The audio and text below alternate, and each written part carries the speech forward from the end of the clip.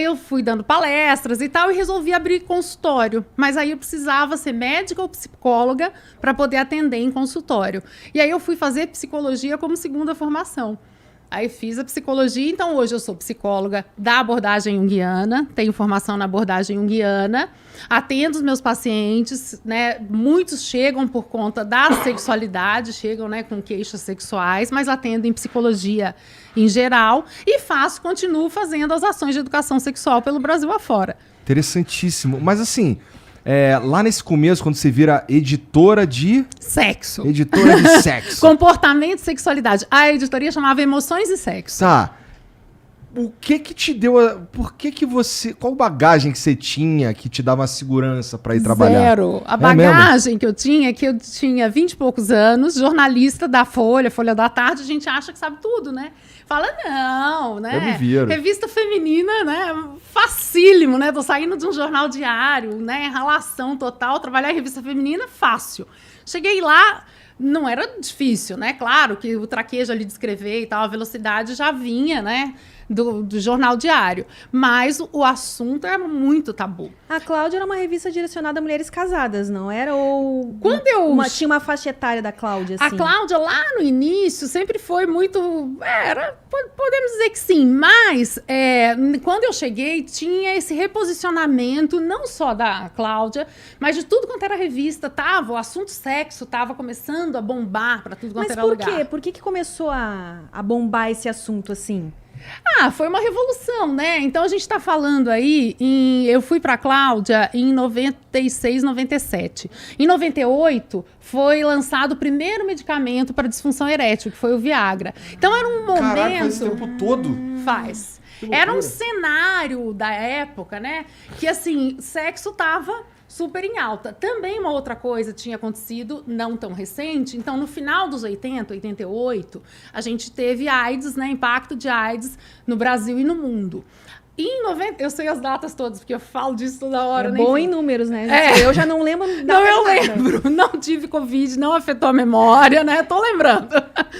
Mas em 97 foi a primeira campanha que a gente teve nacional sobre enfrentamento de AIDS, né? Então foi a primeira campanha com o Ministério de Saúde, etc. Então a educação sexual começou a ser sugerida em escolas em 97. Então era uma época em que a sociedade como um todo estava olhando, num primeiro momento, de uma forma bastante educativa. Então, sugestão dos parâmetros curriculares nacionais desde 97 e ainda não aplicado em todas as escolas, hoje, em 2023, né, olha quanto tempo, que o tema sexualidade seja transversal no ensino, ou seja, que apareça nas variadas disciplinas a partir dos 6, 7 anos de idade, que é quando a criança começa ali, né, seu estudo, né, nas escolas, e não quer dizer que vai falar sobre sexo, a trans em si, com 6 anos de idade. Então tem muita desinformação nisso, né? Conhecimento de corpo, né? Vai falar sobre sexualidade, que é um jeito de ser no mundo, né? A sexualidade pode incluir o sexo, a vivência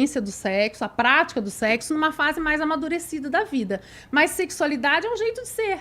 De ser o quê? De ser homem, ser mulher, ser agênero, ser, né, o que a gente quiser ser. Então, de ser no mundo.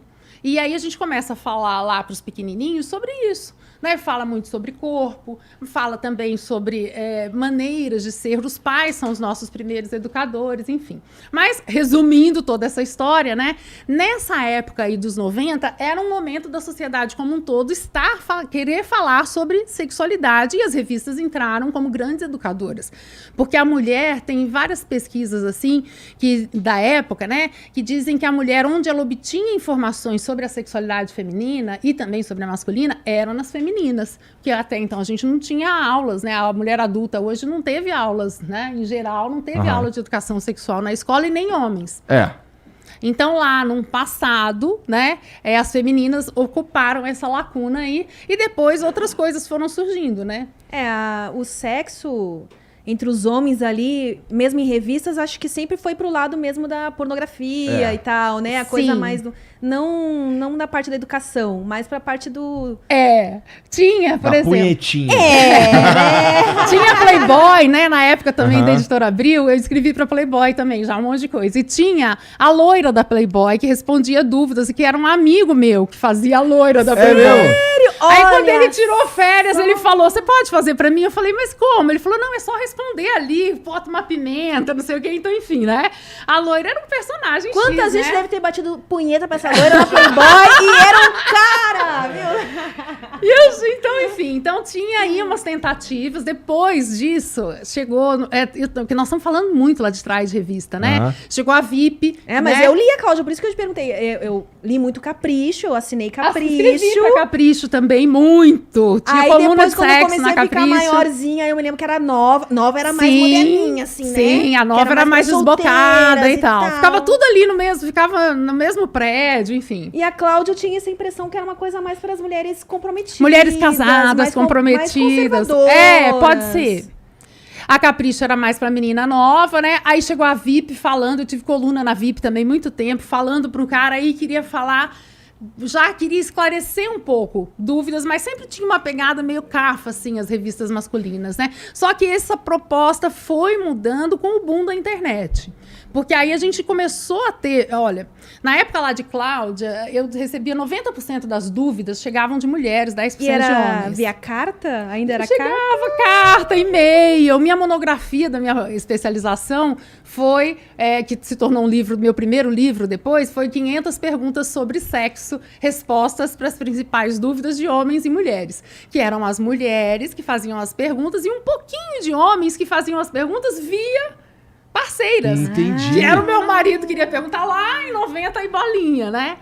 E aí, só que esse cenário mudou. Tanto que quando eu entrei no Altas Horas em 2007, fiquei 15 anos lá, né? Em 2007, já tava mais meio a meio. A molecada já perguntava. A gente não vê só a menina fazendo pergunta no Altas Horas, né? Não via menino também. Então, teve uma revolução aí nesse período, né? Então, numa década, teve uma abertura, mas mais da população jovem. Esse movimento aí de se abrir a falar, não, tenho dúvida também, quero saber também e tal, começou com a molecada, porque o homem adulto sempre se esperou, né? A sociedade muito repressora, sempre esperou que a mulher fosse quase virgem, né? E o homem fosse o garanhão, né? Então, essas cobranças aí que vêm de séculos fazem com que o adulto fique engessado ali num papel, né? Que hoje está bem mudado, mas a gente ainda carrega esses resquícios, né? Dá pra ver claramente quando o cara fala, pô, meu amigo quer saber não sei o quê. E por aí vai, né?